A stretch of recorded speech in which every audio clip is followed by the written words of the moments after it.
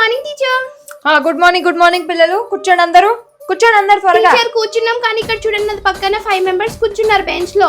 పర్లేదమ్మా, bench మీద 5 ఏంటి 10 మంది అయినా కూర్చోండి, కానీ అల్లరి సౌండ్స్ రావద్దు బయట వరకు, అర్థమవుతుందా?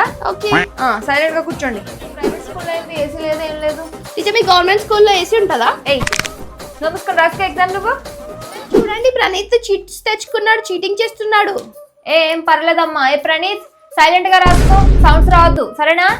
సైలెంట్ గా రాసుకోండి అందరూ, చీటింగ్ అయినా పర్లేదు.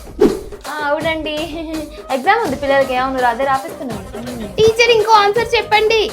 ఎంత చెప్తున్నాను, అన్ని రాసుకోండి అమ్మా ఆన్సర్స్. మీరు టెన్షన్ పడకండి, అర్థమవుతుందా? పాస్ చేయించే బాధ్యత నాది, అర్థమవుతుందా? Thank you so much teacher. రాసుకోండి.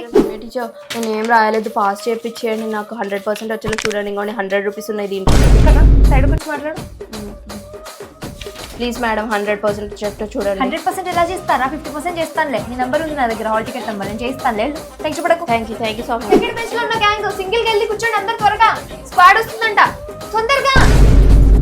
మీ స్కూల్ పేరు ఏంటో త్వరగా కమెంట్ చేసి చెప్పండి. అలాగే ప్లీజ్ ఛానల్ ని సబ్స్క్రైబ్ చేసుకోండి.